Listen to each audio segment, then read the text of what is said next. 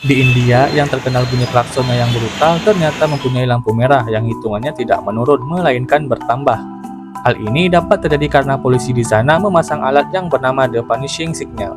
Alat ini akan mengukur tekanan suara yang dihasilkan bunyi klakson. Jika tekanan suara melebihi 85 desibel, hitungan lampu merah di sana akan terus bertambah, yang mana semakin brutal bunyi klaksonnya, maka hitungan lampu merahnya akan semakin lama.